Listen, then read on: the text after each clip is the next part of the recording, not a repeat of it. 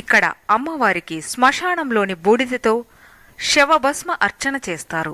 ఇక మరో ముఖ్య విశేషం ఏంటంటే అమ్మవారి భస్మహారతికి అప్పుడే కాలిన శవం యొక్క శవభస్మం అనేది లేకుండా ఎప్పుడూ హారతి అనేది జరగలేదట.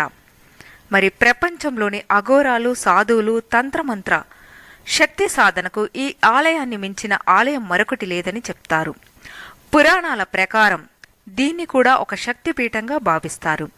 అయితే ఆలయం పక్కనే ఉన్న శ్మశానంలో సతీదేవి యొక్క త్రినేత్రం అనేది పడిందని, అందుకే ఇక్కడ తాంత్రికులు, మాంత్రికులు సాధనలు చేస్తూ ఉంటారు. ఇప్పటికీ ఆలయ సమీపంలో శ్మశానంలో అనేక మంది అఘోరాలు, సాధువులు స్త్రీ పురుష భేదం లేకుండా తాంత్రిక పూజలను చేస్తూ శక్తి సాధనను చేస్తూ ఉంటారు.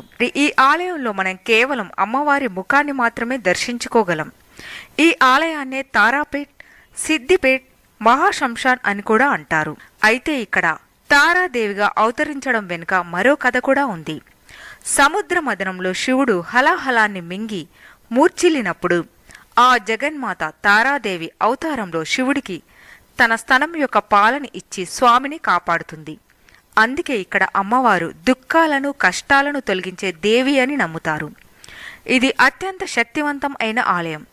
ఇక్కడ అత్యంత భక్తి శ్రద్ధలతో అమ్మవారిని దర్శించి మనస్ఫూర్తిగా కోరుకుంటే దుఃఖాలు అనేవి దూరం అవుతాయని నమ్ముతారు. ఇక ఇక్కడ అమ్మవారి మహిమ శక్తి అనేది మనకు స్పష్టంగా తెలుస్తుందట. అంటే గర్భగుడిలో ఉన్నప్పుడు మనలో ఏదో ప్రత్యేకమైన శక్తి వచ్చినట్టు అనిపిస్తుందట. అదే ఒక 10 అడుగులు దూరం వెళ్తే ఆ ఎనర్జీ అనేది తగ్గుతుంది.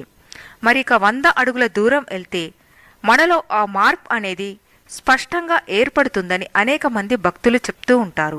తారాపీఠ్ ఆలయం వెస్ట్ బెంగాల్లోని బీర్భూమ్ అనే డిస్టిక్లో ఉంది. ఈ ఆలయాన్ని తారాపీఠ్ తాంత్రిక ఆలయం, మహాశంషాన్ ఆలయం అని కూడా అంటారు.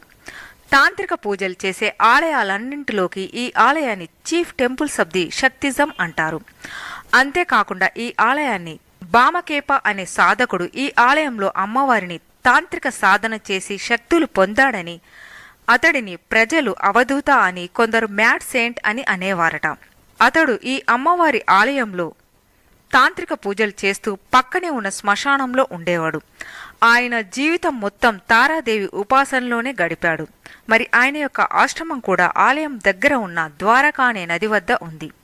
అయితే ఆలయంలో విగ్రహమూర్తి అనేది శివుడు తారాదేవి యొక్క స్తనం నుండి పాలు తాగినట్టుగా ఉంటుంది. కానీ పూలతో అమ్మవారిని పూర్తిగా కప్పివేస్తారు. కేవలం మనం తారాదేవి ముఖాన్ని మాత్రమే చూడవచ్చు.